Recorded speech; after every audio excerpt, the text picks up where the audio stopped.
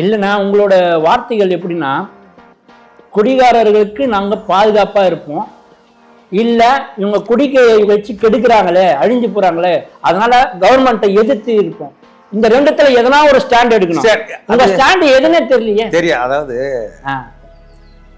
அவங்க இந்த கேள்வி கேட்கலையே, எதுன்னு தெரியலேன்னு என்ன உன்னிப்பா கவனிக்கையில, இதே 50 வருஷமா இந்த 2 பேரும் அதிமுகவும் திமுகவும் நாங்கள் ஆட்சிக்கு வந்தால் மதுக்கடைகளை மூடுவோம், விதவைகள் அதிகமான மாநிலம், இந்த மது நாட்டுக்கும் வீட்டுக்கும் கேடு எல்லாம் சொல்லிட்டு தேர்தல் நேரத்தில் முதல் கையெழுத்து நாங்கள் மதுவிலக்கு கையெழுத்து போடுன்னு சொன்னாங்களே. அப்ப அவங்க ஸ்டாண்ட் மட்டும் புரியல. அவங்க கட்சியோட அடிப்படை கோட்பாடுன்னு ஒண்ணு இருக்கு. சமதர்மம், சமத்துவம், திராவிடம், கலப்பு திருமணம், தீண்டாமை ஒழிப்பு அப்படின்னு வரிசையா இருக்கு. உங்களுக்கு அந்த மாதிரி அடிப்படை கோட்பாடு உங்க சங்கத்துக்கு? குடிப்போருக்கு புனரமைப்பு, குடிக்காதவர்களுக்கு பாதுகாப்பு, அதுதான் எங்க சங்கத்துடைய அடிப்படை கொள்கை. நீ சொல்ற மாதிரி என்ன கேக்குறீங்க? நீ குடி வேண்டான்னு சொல்றியா, வேணும்னு சொல்றியா? எல்லாரும் கேக்குறீங்க. அதே அவங்க திமுக அதிமுக அவங்க தலைவர்கிட்ட போய் கேளுங்க. ஐயா, ஒவ்வொரு தேர்தலையும் ஒளிப்போங்க, பிறகு மூட மாட்டேங்க. எத்தனை பேரை நான் திருத்திருக்கீங்க உங்க சங்கத்தில்? நான் ஏங்க மக்களால் தேர்ந்தெடுக்கப்பட்ட எம்எல்ஏக்கள் கொள்கை முடிவு என்ற பேர்ல 118 எம்எல்ஏக்கள் யாரு மெஜாரிட்டி 234 எம்எல்ஏக்கள்ல தொகுதியில 118 தொகுதி யார் ஜெயிக்கிறாங்களோ ஆட்சி அமைக்கிறாங்க. அவங்க ஒரு கொள்கை முடிவு எடுத்து ஐயா நம்ம எல்லாம் ஏன்னா நான் அவங்க அரசாங்கத்தை விடுனா அரசாங்கம் சங்கத்தை தானே நான் கேக்குறேன். ஏன் சங்கத்தை கேட்கணும்? சங்கம் அரசியல் நான் உங்களை கேட்டா நீங்க அவங்க கை ஏங்க நான் கவர்மெண்ட் சரக்கு விக்கிறாங்க, அதை பத்தி நம்ம பேசிட்டு இருக்கிறோம். மது குடிப்போர் சங்கம் வைக்க கூடாது, மறுவாழ்வு சங்கம் வச்சிருக்கணும். மது குடிப்போர் மறுவாழ்வு சங்கம், மது குடிப்போர்ல நான் வச்சு அரசியல் பண்றேன்னு சொல்றீங்க. இன்ன வரைக்கும் அவங்க வாட்டர் பாயிண்ட் வாங்கி கொடுத்திருப்பீங்களா? ஏங்க நான் வாங்கி கொடுத்திருக்கீங்க. நான் ஏன் அப்ப வேற ஏங்க அப்ப உங்களுக்கு என்ன ஒரு குடிப்போர் சங்கத்துக்கு இருக்கிறதுக்கு தலைவரா இருக்கிறது உங்களுக்கு என்ன தகுதி இருக்கு? அவன் இவங்க ஆட்சியில அவங்கள உட்கார வச்சு ஓட்டு போட்டு அவங்கள உட்கார நான் ஏன் கை காசாங்க போட முடியும்? நீ இருக்கிற காசு எல்லாம் சங்கத்துல எத்தனை பேர் என்னது மூடிய திறக்கிறவங்க எங்க சங்க உறுப்பினருங்க சொல்றீங்க. மூடிய நீங்க திறந்து குத்தீங்களா? வாட்டர் பாட்டில் அவங்களுக்கு என்னதான் சேர்த்தாங்க? இப்ப 60 பேர் செத்துருக்காங்க. நான் 60 பேர் செத்துருக்காங்கண்ணா. நான் 100 பேர் ஹாஸ்பிட்டல் இருக்கிறாங்க வச்சுங்க. இது நீங்க போய் பாத்தீங்களா கள்ளக்குறிச்சி? அவங்களை ஏன் கள்ளச்சாரி? ஏங்க நான் கவர்மெண்ட் விற்கிற சரக்குக்கு சங்கம், கவர்மெண்ட் சரக்குக்கு மட்டும் சங்கம், அவங்களை மட்டும் தான் தலைவன். நானு கள்ளச்சாராயம் குடிச்சிட்டு போறவன், கள்ளச்சாராயம் விற்கிறவனுக்கு நான் தலைவன் கிடையாது. அது யார்கிட்ட போய் கேட்கணும்? ஆட்டுக்குட்டிட்ட, கண்ணுக்குட்டிட்ட போய் கேட்கணும். ஆட்டுக்குட்டினா ஆட்டுக்குட்டி இல்ல, கண்ணுக்குட்டிட்ட போய் பயப்படுறீங்களா? ஆட்டுக்குட்டின்னு சொன்னீங்க. இது ஆட்டுக்குட்டி இல்ல, அது அங்க வித்தது கண்ணுக்குட்டிங்க. அது ஆட்டுக்குட்டியும் இருக்கு, கண்ணுக்குட்டியும் இருக்குதாங்க. அங்க கண்ணுக்குட்டி தான் இருக்கு. மெயினா கண்ணுக்குட்டி தானே, இந்த இதுல கண்ணுக்குட்டி தானே மெயின் பிரச்சனை. சரிண்ணா, நீ ஒரு சங்க தலைவர்னா உன்னால இந்த மது குடிப்போருக்கு என்ன நல்லது நடந்தது? என்ன பண்ணி எங்க இந்த டாஸ்மார்க் மது பிரியர்களை வச்சுதான் நீங்க அரசியல் ஏங்க நான் அரசியல் பண்றேன். அவங்கள வச்சு அவங்கள வச்சுதான் இந்த திமுக அதிமுக ஆட்சியில இருக்கிறாங்க. வேர்ல்டு லெவல்ல அப்படித்தானா பிசினஸ்? அது குஜராத்தா இருக்கட்டும், எல்லா ஊர்லயுமே அரசியல் இதை தொடாம பண்ண முடியாது. அதாவது மதுதான் இப்ப மெயினா இருக்குது. அந்த மது குடிப்போர் சங்கத்துல நீங்க தலைவரா இருக்கீங்க. உங்களால மது குடிக்கிறவனுக்கு என்ன சேஃப்டி இருக்குது? மதுபான விலை உயர்த்திய பொழுது 2015 ஆவடியிலே முதல் ஆர்ப்பாட்டம் வச்சிருந்தேன். மதுவிலை உயர்வை கண்டிச்சு ஆவடியில ஆர்ப்பாட்டம் வச்சிருந்தேன் 2015. 2016 நம்ம சென்னை சேப்பாக்கத்துல அம்மா செல்வி ஜெயலலிதா அவர்களுடைய ஆட்சியில அங்க சேப்பாக்கத்துல மதுபான விலையை குறைக்கணும், எங்களுடைய இந்த குடிபோதை மறுவாழ்வு மையங்கள் திறக்கணும்னு சொன்னதுக்கு அடிப்படையில தான் 2016 தேர்தல் அறிக்கையில குடிபோதை மறுவாழ்வு மையங்கள் திறக்க வேண்டும் என்று அம்மா அவர்களிடம் கோரிக்கை வைத்ததன் விளைவாகத்தான் தேர்தல் அறிக்கையிலே குடிபோதை மறுவாழ்வு மையம் எல்லாம் மூடிட்டாங்க தெரியுங்களா? ஏங்க அவங்க என்ன பண்ணாங்க தெரியுமா? அத சைதை துரைசாமி அவர்கள் நாங்க சொன்னதுக்காக உங்களை தண்டையார்பேட்டையில 1000 கோடி உங்களுக்கு 1000 கோடி நிதி ஒதுக்கி தண்டையார்பேட்டையில முதல் கட்டமாக ஒரு 100 குடிபோதை மறுவாழ்வு மையங்களுக்காக பெட் எல்லாம் ரெடி பண்ணார். அப்ப அவர் மேயராகவும் இருந்தார். இதெல்லாம் நாங்க சொன்னதன் விளைவாக சைதை துரைசாமி அவர்களும் அம்மா அவர்களும் அதெல்லாம் செஞ்சாங்க. அதற்கு பின்னால் அந்த அம்மா மறைவுக்கு பின்னால் வந்த எடப்பாடி அதை எடுத்து செய்யவில்லை. ஆக நீங்க எதை எடுத்தாலும் ஒண்ணு என்ன செஞ்ச எல்லாம் நாங்க மதுபான விலைக்கு ஒருத்தனுக்கு நல்லது செய்யணும்ன்றது ஒண்ணுமே செய்யாம நீங்க எல்லாரும் ஒண்ணுமே செய்யல. நான் ஒண்ணு சொல்லட்டுங்களா, நீங்க அந்த சங்கத்துக்கு தலைவரா இருக்கிறதுக்கு உங்களுக்கு ஒரு 20 சரக்கு பேர் சொல்லுங்க. அதுதான் ஏற்கனவே சொல்லிட்டேன் ஆரம்பத்திலேயே உங்களுக்கு சொன்னேன்ல. சொன்னா ஏங்க 756 வகையான சரக்கு. இப்ப செல்லப்பாண்டியன் இன்னும் உங்களுக்கு 20 பேர். நான் ஒரு கேள்வி கேட்கறேன்னா, மெக்டோல் பிராண்டில ராயல் அக்காடை கலந்து என்னன்னா ஆபீசர் சாய்ஸோட இது லெமன் பெக்காடியை ஊத்தி மேல KFB இருக்குது பார்த்தீங்களா, அதை ஊத்திட்டு நல்லா 4 குளிக்க டம்ளர்ல ஊத்துனா வர்றது ஒயினா, விஸ்கியா, பிராண்டியா, டக்கீலாவா, இல்ல என்ன சொல்றது நாட்டு சரக்கா? நீங்க கேக்குறது நான் சொல்லிட்டேன். 756 வகையான மதுபானங்கள்ல கிட்டத்தட்ட 21 கம்பெனி இல்லனா இந்த 4 கம்பெனியை மிக்ஸ் பண்ற விஷயத்தை நான் சொல்ல முடியாது. நான் ஒட்டுமொத்த ஒரு சரக்கு சங்க தலைவர்னா எல்லாம் தெரியும். எல்லா ரகசியம் நீங்க கேட்கணும்னா நீங்க முதல்ல நம்ம சங்கத்துடைய உறுப்பினர் ஆகணும். நான் டீடோட்டல் நான் அனுபவப்பட்டிருக்கேன். அதனால நான் அது பண்ண மாட்டோம். இருந்தாலும் உங்களை பேட்டி எடுக்கணும்னா அதுக்கு நான் கேள்வி கேட்கறதுக்கு தகுதியானவனா நான் இருக்கேன். புரியுதுங்களா?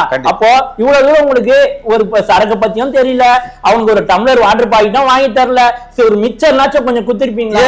இவங்க குடிக்கிறதுக்கு எங்க காசை கொண்டு போய் டாஸ்மாக் கடையில கவர்மெண்ட் கொண்டு போய் கொடுப்ப, பார்ல போலி பார்கள்லயும் அரசாங்கம் டெண்டர் விட்ட பார்லையும் போய் கொடுப்ப. நான் இதுவரைக்கும் சந்தா நீ சொல்ற நான் டாஸ்மார்க் மதுப்பிரியர்கிட்ட இதுவரைக்கும் 1 பைசா நான் சந்தாவா வாங்கல. சங்கமத்துல ஏன்னா நீங்க ஜாதி சங்கம் மற்ற சங்கத்துல பாத்தீங்கன்னா நீங்க ஓட்டுநர் சங்கம், டீ கடை வச்சிருக்க சங்கம், இவங்க சந்தா மாசத்துக்கு ஒரு அமௌண்ட் வாங்கலாம். 100 ரூபா கூட 500 கூட. நான் இதுவரைக்கும் யார்கிட்ட சந்தா வாங்கல. ஏன் வாங்கல அப்படின்னா MRP விலைக்கு மேல பாட்டுக்கு மேல 10 ரூபா டாஸ்மார்க் மதுப்பிரியா அங்க கொடுத்துட்டு கஷ்டப்பட்டு வரான். அவன் 10 ரூபா ஒரு கட்டிங் வாங்குறது கூட கஷ்டப்பட்டு அவன் கண்ணீர் சிந்தி அவன் அந்த ஓரமா நிக்கிற வேதனை பாடுறான். ஏதோ ஒரு பாரில் நான் சரக்கு அடிப்பேன், அடிக்கும் போதெல்லாம் நான் ஸ்டெடியா இருப்பேனா, நான் அடிக்கின்ற சரக்கினிலே சிறு சவனப்பு கலந்து இருக்கும். புரியுதுங்களா?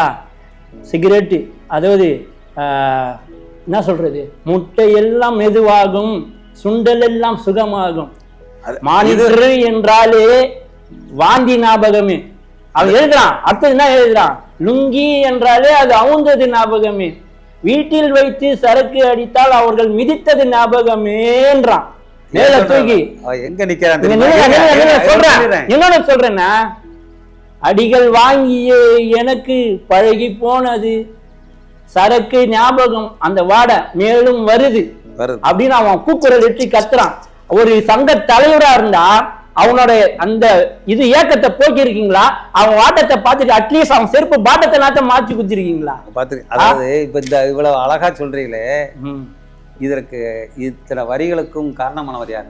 நீங்க தான். அவ்வளவு பெரிய இன்னைக்கு ஜாதி மதம் இல்லாம எல்லாருமே குடிக்கிறான். சமரசம் ஜாதி மதம் இல்லாம குடிக்கிறான். அது மட்டும் இல்லாம ஆண் பெண் இல்லாம குடிக்கிறாங்க, வயசு வித்தியாசம் இல்லாம குடிக்கிறாங்க. அப்ப எல்லா மக்களும் அந்த குடி போதையில இருக்காங்க. அதுக்கு ஒரு தலைவனா இருக்கணும்னா நான் தலைவன் எவ்வளவு கெத்து வேணும் இல்ல? அது ஏன் இல்ல? அதை இப்பதாங்க வளர்ந்து. ஏங்க இப்பதான் நீங்க சொன்னீங்க இல்லையா, இப்பதான் டவுசர் மாடல் சட்டியை போட சொல்லியிருக்கிறேன். இது வரைக்கும் அங்கங்க அதாவது லுங்கி கலந்து எங்க கிடக்கு, செருப்பு எங்க கிடக்குன்னு கிடந்தத இந்த பகுத்தறிவு பூமியில நான் சொன்ன ஆரம்பத்திலே சொன்னேன், பாட்டில் பிரியர்களுக்கு ஒரு பகுத்தறிவு கூட்டணுங்கிறதுக்காக முதல் டவுசர் மாடல் சட்டிகளை போடுறதுக்குன்னு நான் எல்லாம் அவங்கள சொல்லியிருக்கிறேன்.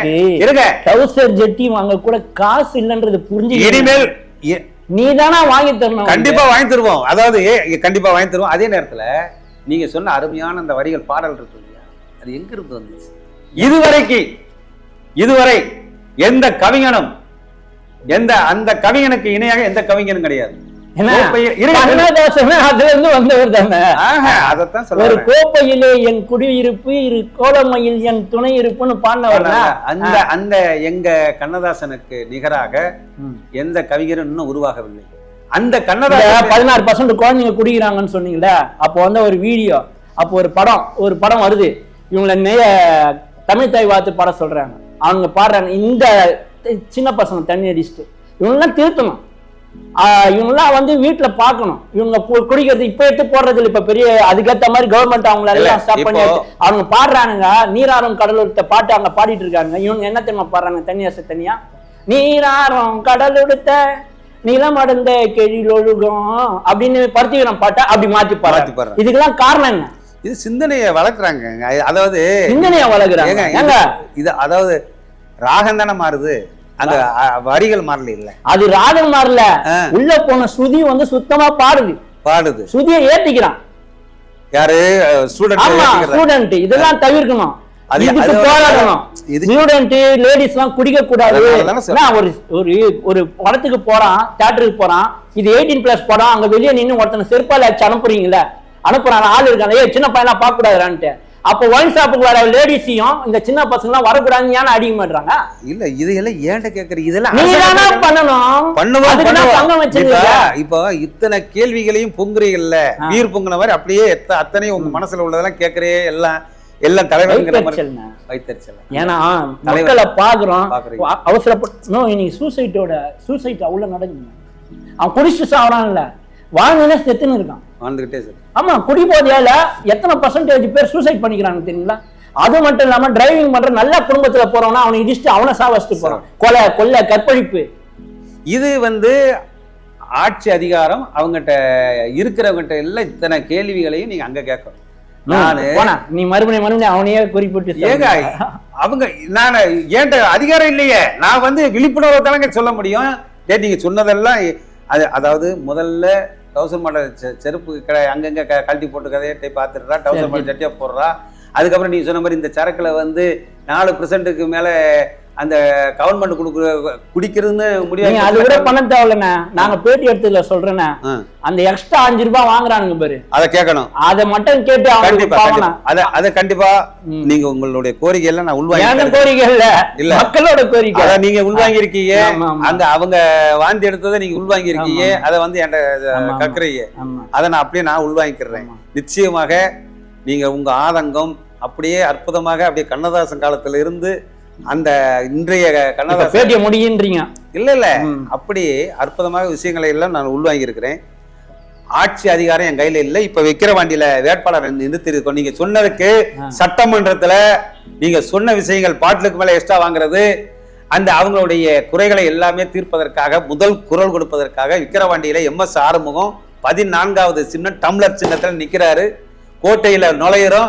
உங்களுடைய கோரிக்கைகள் இந்த நம்ம சரி வேட்பாளருக்கு என்ன, உங்களுக்கு ஓட்டு போடுறவங்களுக்கு எல்லாம் ஒருத்தவங்க அதை தருவாங்களே, டம்ளர் சின்னத்தில் நிக்கிறவங்களுக்கு என்ன கொடுப்பீங்க? வெறும் டம்ளரா கொடுப்பீங்க? யாருக்கு இல்ல ஓட்டு போட வர உங்க சங்கத்து ஆளுங்களுக்கு. டாஸ்மார்க் மதுப்பிரியர் கொடுத்து சிவந்த கரங்கள்ங்க. ஏங்க பாட்டுக்குள்ள 10 ரூபா டாஸ்மார்க் ஊழியர் 30,000 பேரை வாழ வைக்கிற டாஸ்மார்க் மதுப்பிரியர்கள் அப்படியே பாருக்குள்ள போனா டிப்ஸ். சரி, எப்படி உங்க தேர்தல் அறிக்கை என்னவா இருக்கும்? நாங்க ஜெயிச்சா ஒவ்வொரு டாஸ்மார்க்கிலும் குவார்டர் உங்களுக்கு ஃப்ரீயா தருவோம் வைப்பீங்க. அதுபடி ஏங்க இது கொள்கை முடிவு அவங்க வாங்கியிருக்காங்க. நாங்க என்ன சொல்றோம்னா போலி பார்களை உடனடியாக அகற்றுவதற்கு ஏற்பாடு. தண்ணி இலவசம், குடிக்கிற தண்ணி வந்து இன்னைக்கு பாட்டு 30 ரூபாய்க்கு டம்ளர் 5 ரூபா இலவச டம்ளரு. உங்களுக்கு சிண்டெக்ஸ் டேங்க்ல தண்ணியை வச்சு இலவசமா தண்ணி கொடுக்கறதுக்கு விக்கிரவாண்டியில இலவசமா தண்ணி பாருக்குள்ள வந்து இலவசமா தண்ணி கொடுக்கறதுக்கு உண்டான ஏற்பாடு என்ன. அதே மாதிரி சுகாதாரம், அவர் வாந்தி எடுத்துட்டாருன்னா அவர் சுத்தம் பண்றதுக்கான சுகாதார பணியாளர்களை போடுறது, கக்கூசு பாத்ரூம் எல்லாம் கட்டி நீட்டா வைக்கிறது, அப்படியே கழிவுறதுக்கும் ஒரு ஆளை போட்டுலாம். அது அவங்க அதுதான் எல்லாமே சுகாதார பணியாளர் அந்த இடத்த கழிவுறதுக்கு சொல்றேன். அதுதான் ஏங்க இது அரசாங்க கொள்கை முடிவு. அரசாங்க கொள்கை முடிவு அவங்க நடத்துறாங்க. அதுல நம்ம நல்லா இருக்காங்க. ஒரு நாட்டை வாழ வைக்கிறதுக்கு தான் ஒவ்வொருத்தரும் சங்கம் ஆரம்பிச்சு பார்த்துருக்கேன். இந்த குடிகாரங்களுக்குன்னு ஒரு சங்கம் ஆரம்பிச்சிருக்கீங்க. எங்க குடி விக்கிறவங்க சங்கம் வச்சிருக்காங்கல்ல, டாஸ்மார்க் கூடி, அதை ஏன் கேட்க மாட்டேங்க? ஊழியர்கள் சரி, அது விக்கிறங்கல்ல, மதுபான ஆலை வச்சு அரசாங்கமே விக்கிறதுல. அரசாங்கத்துடைய வேலை என்ன? உணவு, இருப்பிடம், சுகாதாரம். இந்திய அரசியலமைப்பு சட்டம் ஒரு முதலமைச்சராகவோ ஒரு பிரதமராகவோ வருகிறார் என்றால் கையெழுத்துப்படும் போது என்ன பதவி பிரமாணம் எடுப்பார் என்றால் உணவு, இருப்பிடம், சுகாதாரம். ஒரு மனுஷனுக்கு தேவை அந்த 3 தான். அதுக்கு உத்தரவாதம் தரக்கூடிய அளவில் நான் செயல்படுவேன், சட்ட ஒழுங்கை பாதுகாப்புங்கிறது தான் பதவி பிரமாணம். அதை விட்டுட்டு நாங்க எல்லாம் நீங்கன்னா மீட்டிங் நடத்தி அந்த ஒயின் ஷாப்புக்கு போய் ஹெல்மெட் அவங்களுக்கு இந்தப்பா நீ குடிச்சிட்டு போறீங்க ஹெல்மெட் வச்சுக்கோ, இல்லைன்னா கொரோனா டைம் குடிச்சிட்டு வண்டி ஓட்டக்கூடாது. நீங்க சொல்றது வந்து ஹெல்மெட் கொடுக்க, அதாவது இந்திய போக்குவரத்து சட்டம்னு ஒண்ணு இருக்கு. நீங்க வந்து நம்ம ஏதோ எடுத்த கவுத்தெல்லாம் பேச முடியாது. ஏன்னா மிகப்பெரிய பொறுப்பு எனக்கு இருக்கு. தமிழ்நாட்டுல 8 கோடி பேர், அதுல 61% பேர், கிட்டத்தட்ட 4.5 கோடி பேர் டாஸ்மார்க் மது பிரியர்களை வழி நடத்தக்கூடிய தலைவனாக நான் உங்க முன்னாடி உட்கார்ந்து பேசிக்கிட்டு இருக்கிறேன். இவ்வளவு தூரம் அறிவுபூர்வமா பேசின செல்லப்பாண்டியன்னா அப்புறம் எதுக்கு சசிகலா மேடம் கிட்ட தண்ணி அடிக்கிறவங்களுக்கு பிங்க் கலர்ல நம்பர் பிளேட் போட்டு நான் ஏற்பாடு பண்ணுவேன் அப்படின்னு சொன்னீங்க. அதாவது 18 வயசுல இன்னைக்கு மது பிரியர்கள் மது குடிக்கிறதுக்கு வயசு அரசாங்கம் நிர்ணயித்திருக்கிற வயசு 18. இப்ப தளர்த்தணுமா அதை கேளுங்க.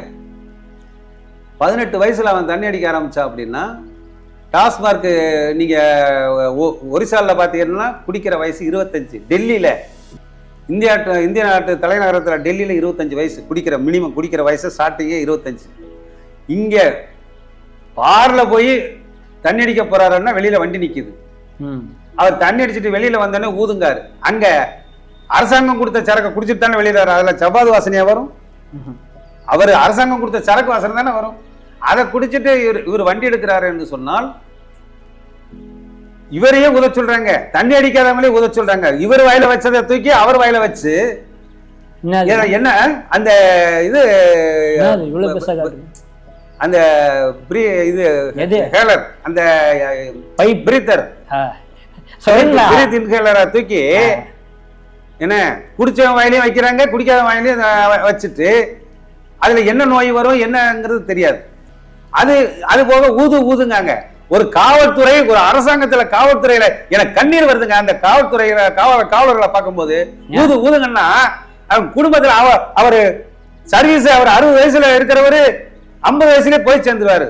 ஒரு நாளைக்கு 50 பேர் அவங்க மூஞ்சில ஊதுனாங்கன்னா இருக்கிற மொத்த நாத்தம் இருந்து அந்த காவல்துறை அந்த காவலர் அடிப்படை காவலருடைய வாழ்க்கை என்ன ஆகும் சொல்லுங்க.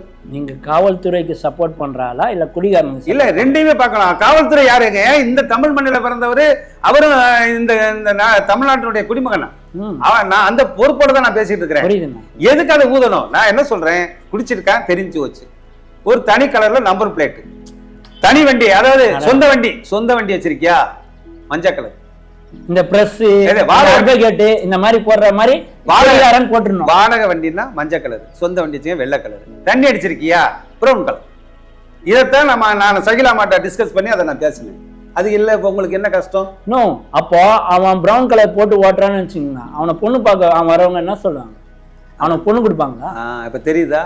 ஊராத்தை கிளி மாதிரி வளர்த்து வச்சு நீ மது போதையில 18 அதான் சொல்றேன். அவங்க அப்பா அதை வச்சுக்கிறாரு. வீட்டுல எப்படா பொண்ணு எடுக்கிறதுன்னு கேட்பாங்க. இப்ப அப்ப அந்த பொண்ணோட வாழ்க்கை பாதுகாக்கப்படுகிறது அந்த இடத்துல நிக்கான் செல்லப்பாண்டியன். பொண்ணு வாழ்க்கையை காப்பாத்துறதுக்கு குடிகாரனை காப்பாத்துறதுக்காக குடிகாரனை காப்பாற்ற வேண்டிய அவசியம் கிடையாது. அந்த 18 வயசுல இருந்து தனி கலர்ல நம்பர் பிளேட் கொடுத்துட்டா இவரு 27 வயசுல கல்யாணம் முடிக்க போறாருன்னா இவர் எத்தனை வருஷம் தண்ணி அடிச்சிருக்காங்கிற கணக்கு இங்க வந்துடும். எதுல? அந்த வண்டி லைசன்ஸ்ல வந்துடும். ஐயா இவர் 19 வயசுலயே பிரவுன் கலர் நம்பர் பிளேட் வாங்கி இருக்கிறாரு, அதனால இவர் பொண்ணு கொடுக்குறாருன்னா மாமனார் தண்ணி அடிக்கிற பார்ட்டியா இருந்தா 2 பேரும் ஒரு புரிந்துணர்வு ஒப்பந்தம். யாரு? மாமனாரும் மருமகனும். நீயும் குடிப்பா நானும் குடிப்பா, ஆக என் பொண்ணை கட்டிக்கலான்னு கொடுத்துக்கோ. ஆனா நீங்க குடியும் கொடுத்தணுமா அப்படின்ற வார்த்தையை தப்பா புரிஞ்சுன்னு அதனால நீங்க இப்படி பேசுறீங்கன்னு நினைக்கிறேன். ஆக்சுவலா அது குடியும் கொடுத்தணுமா இல்ல கூடியும் கொடுத்தணுமா தான் அதோட அர்த்தம். நீங்க அது நினைச்சுக்கிறது ரொம்ப தப்பு. இன்னொன்னு, உங்களோட செயல்பாடுகள் எல்லாம் குடிகாரர்கள் மதுப்பிரியர்களா இருந்தாலும் அவர்களும் மனுஷங்க தான். அவங்கள வாழ வைக்கிறதுக்கான வேலையை தான் நம்ம செய்யணும். ஒரு விஷயத்த நம்ம சொல்றதுக்கு முன்னாடி அவங்களுக்கு எதனா செஞ்சுட்டு சொல்லணும் அப்படின்ற விஷயம்லாம் இருக்கு. மணி கரெக்டா பாத்தீங்கன்னா என்ன ஆகுது? இல்ல 9:45 ஆயிடுச்சு. உங்களுக்கு டைம் ஆகுதுன்னு நினைக்கிறேன். வேற ஒரு நல்ல நிகழ்ச்சியில் உங்களை சந்திக்கிறேன். உங்களை ரொம்ப சந்தோஷம். நன்றி.